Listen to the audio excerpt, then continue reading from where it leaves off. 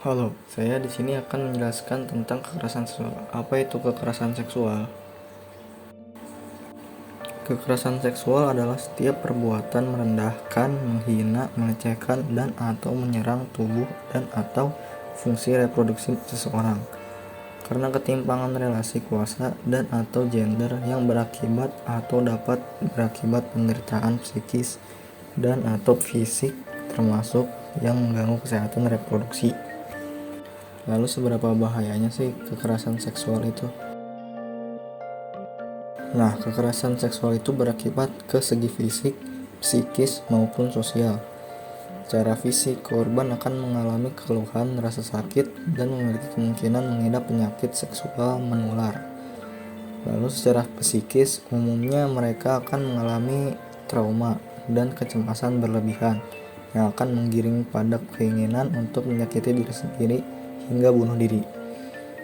Lalu secara sosial, korban jelas akan menerima stigma buruk dari masyarakat yang akan menyebabkan mereka menarik diri dari lingkungan sosial, sulit membangun relasi dengan lawan jenis, dan rasa tidak aman saat berada di tempat ramai. Nah, lalu berdasarkan grafik, jumlah korban berdasarkan tempat kejadian itu paling banyak di rumah tangga. Lalu jumlah kasus kekerasan seksual di Indonesia ini pada tahun 2002 untuk korban kekerasan seksual pada perempuan itu memiliki total hingga 7.000 korban. Untuk korban kekerasan seksual pada laki-laki itu memiliki 1.200 korban. Totalnya adalah 8.000 korban dan dapat diamati yang sering menjadi korban kekerasan seksual yaitu adalah perempuan. Selanjutnya yaitu grafik jumlah kasus berdasarkan tempat kejadian. Nah, di sini yang paling banyak itu terjadi pada rumah tangga untuk kasus kekerasan seksual ini. Lanjut, itu adalah korban berdasarkan usia. Jika kita lihat yang paling banyak yaitu berada di umur 13 hingga 17 tahun. Nah, pada grafik ini menampilkan korban berdasarkan pendidikan.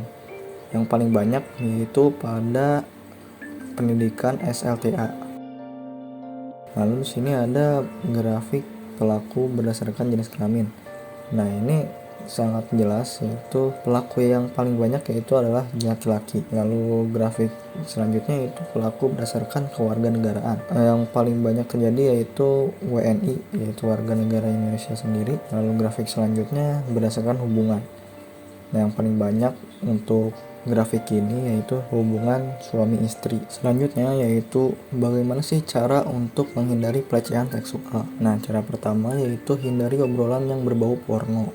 Obrolan ini dapat membuat orang lain berpikir bahwa Anda terbiasa dengan hal-hal yang berbau seksual. Nah, yang kedua yaitu harus berani bersikap tegas, apalagi bila berurusan dengan orang yang baru kita kenal. Mengalami perilaku tidak senonoh di luar dugaan, harus mengambil tindakan yang secara tegas. Contohnya itu ceritakan kejadian yang Anda alami itu kepada anggota keluarga atau teman-teman dekat. Yang kedua itu mempersiapkan alat pelindung diri.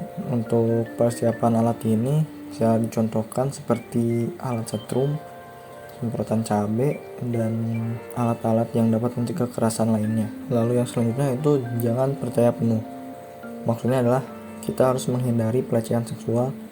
Akan lebih baik bila Anda sedikit menjaga jarak dengan mereka yang bukan anggota keluarga atau kerabat yang benar-benar dekat. Lalu yang terakhir yaitu kita harus kuasai beberapa metode untuk melumpuhkan lawan. Ini tidak perlu menjadi ahli bela diri tertentu. Kita harus cukup belajar saja beberapa teknik atau gerakan yang dapat digunakan ketika menghadapi tindakan kekerasan seksual. Nah, selanjutnya bagaimana sih cara menyikapi pelecehan seksual kepada anak? Yaitu yang pertama, ajak anak untuk berbicara.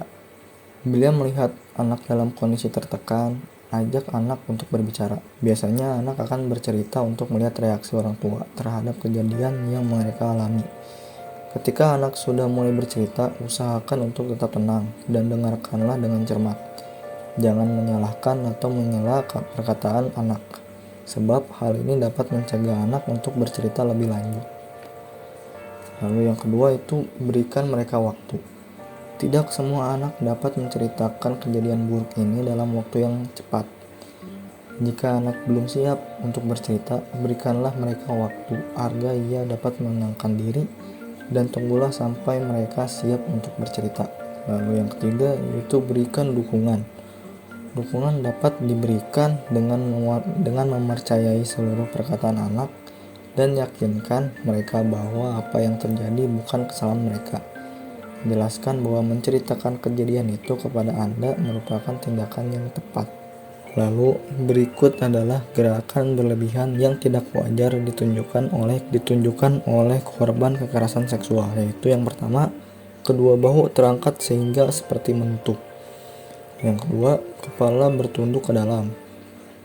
Kedua tangan dan kedua kaki menyimpul erat.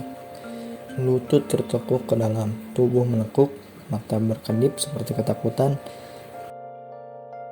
Sekian video dari kami. Terima kasih sudah menonton. Saya harap video ini dapat memberikan informasi kepada Anda. Terima kasih banyak dan sampai jumpa.